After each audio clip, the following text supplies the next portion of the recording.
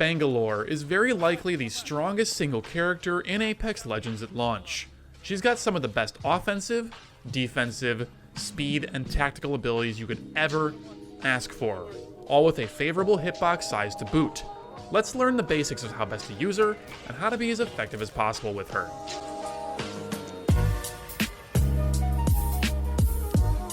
Let's get started. As always, we'll cover this Legend's 3 main abilities first, then we'll open up discussion on any special tactics you should consider that don't neatly fit under the blanket of one specific ability.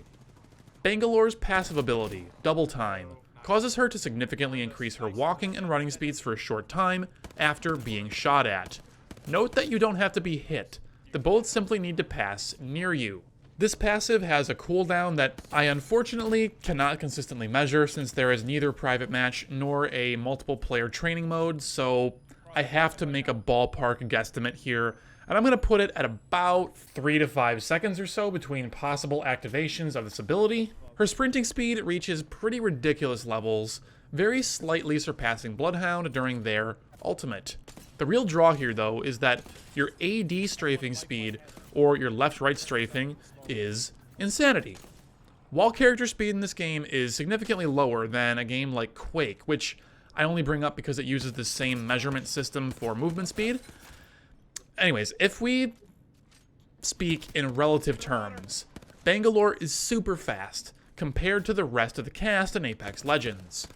While other characters strafe with a weapon pulled at about 174 UPS, Bangalore moves at about 243 with her passive ability triggered.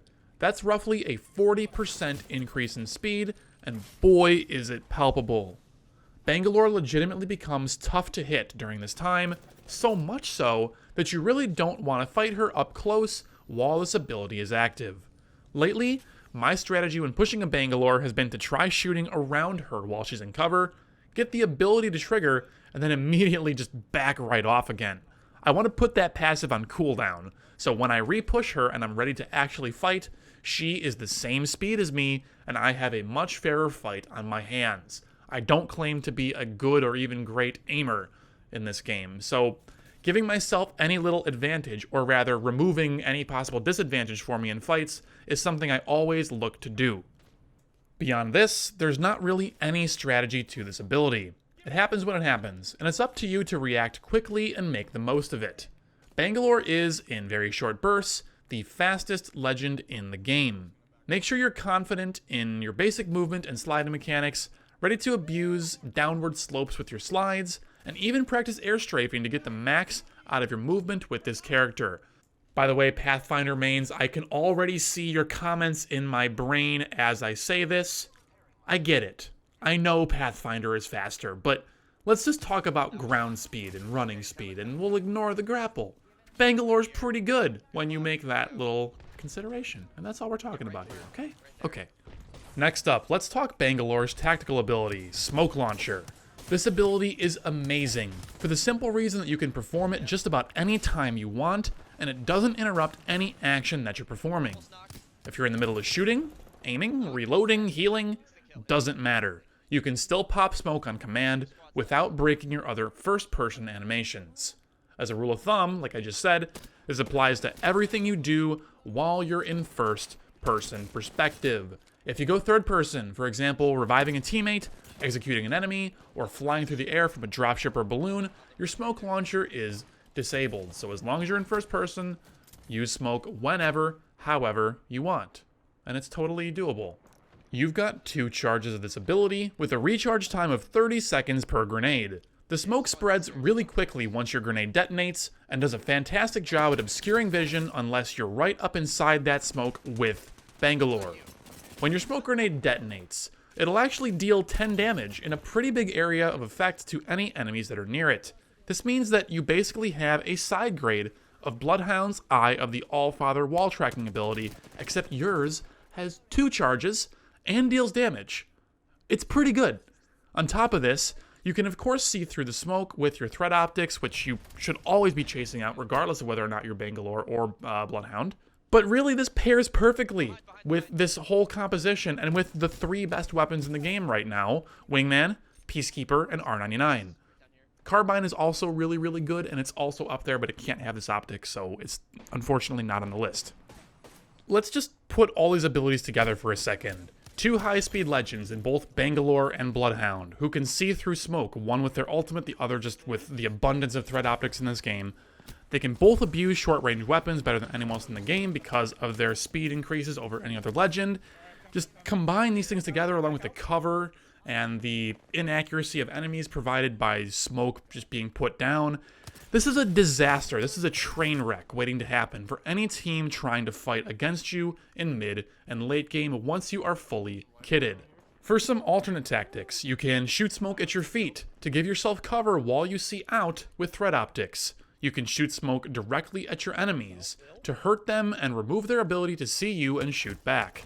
You can place it on downed enemies or at your own feet to conceal a revive or heal. You can place it somewhere else to cover movement or an escape. You can even lob it all the way across the map for no reason other than memes. And you know that somebody is going to get spooked by it and start posturing around it expecting a fight. One of the biggest pieces of advice I see people giving is that when they see smoke, just start chucking all your grenades in and around it. And I don't entirely disagree with that, but come on, the more widespread that advice becomes, the more people start doing that blindly, the better that Bangalore becomes at being a better Mirage. Instead of eating bullets, like Mirage's clones will, she can eat grenade spam. Just think about the potential.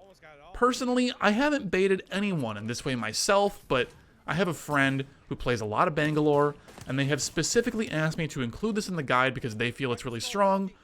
Theoretically, I can see it too, so there you go, buddy. It's in the guide. You're welcome. Offensive, defensive, tactical, cheese? This ability does it all and does it really well. It's very likely the best tactical ability in the entire game, balanced only by the fact that enemy teams with threat scopes and bloodhounds can see through it too. Unfortunately, the current metagame revolves heavily around Bloodhound and Bangalore compositions with lots of threat optics, so things can get a bit degenerate on this front when you've got two teams focused on abusing this strategy. The addition of new weapons, items, and legends will surely shift this strategy a lot though, so if you're watching more than a month or two after the publishing date of this video, be aware that the game may play out differently than I am describing here. And if you want some really big memes, look at the start of any match, where if you drop into a really hot zone and you're going fist versus fist sometimes, every punch deals 30 damage, 3 punches is 90, right? Smoke grenades do 10. So Bangalore could theoretically kill people in 3 punches plus a smoke grenade, which is nearly impossible to miss, whereas other legends might take 4 punches to kill. So in those situations, if you really care, which you probably shouldn't, but Bangalore's even better at fighting with fists than anyone else. Like, just because of this extra damage coming from smoke. It's really funny that the best gun person in the lore also punches better, technically, because of the smoke grenades. It's really, really funny to me. Next up, let's touch on your ultimate ability, Rolling Thunder. Upon activation and a throw of the red signal beacon that your ultimate produces, you'll unleash a fan of bombs from the sky, snaking forward from the point your beacon landed. These bombs will fan out in the direction that you were facing when you threw the beacon, and will delay for a few seconds before exploding. You can disorient, hurt, or kill yourself with these bombs, so be careful. But teammates are only susceptible to the disorienting effect from them. Otherwise, there is no friendly fire. This ability does not really deal a whole lot of damage, and is really easy to get away from. However, the purpose of it isn't necessarily to even deal damage. The main usages of this ultimate should be to force movement from enemy teams, discourage revives, thrown behind your team and then run through to cover an escape, or to zone an enemy team out of getting inside the circle when they're coming from the outside. To rephrase that last point, what I mean is, like, let's say that you're holding the edge of the circle, you know there's a team trying to push into the circle because they're caught in the storm, or whatever you call it in this game. If you save your ult for that moment, you can drop it and completely deny them from re-entering the circle. It's an interesting tactic that I've only been in a position to use like once and completely failed because I was still new to the character and just didn't cross my mind. But looking back at the footage, I see that I had a perfect opportunity in this clip that you're watching right now to drop an ult on these guys coming in from the circle. I never did. Learn from my mistakes. This is a great opportunity to use this ultimate to its maximum potential, so do it. To get back on script and reiterate one more time, basically you use this ultimate to create a dead zone on the map for a short period of time, and you do not use it to try and secure kills. Like, if you get some downs, it's okay if you're trying to stop the revive from happening because you think that it's a safe revive, but you don't use it to secure the kill, right? There's a difference there. You only want to use it to keep that person down, but you're not going to kill him. There is some discrepancy that you will learn once you get used to using this ultimate.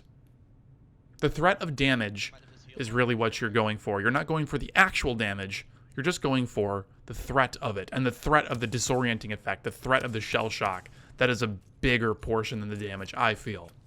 All in all, Bangalore is a staple pick that's never really bad on any composition. She can be aggressive, she can play a slow and long game, she can be a great team support, just like Lifeline or Gibraltar, and has very likely the best solo clutch capability out of any legend in the game at launch.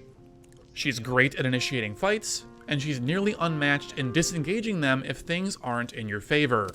While she may seem simple, basic, and boring, that's just what's natural for this natural-born soldier. In my opinion, everyone that plays Apex Legends should have a pocket Bangalore that they are comfortable in running and able to pull out at a moment's notice. She is the bar by which every other legend should be compared, and boy does she set the bar high. Thanks so much for watching, and I hope that you've learned something new today. If you really liked what you've seen, get subscribed, follow on social at the links below, and join our Discord to discuss the game and find teams to group up with. I'll see you again very soon. Take care.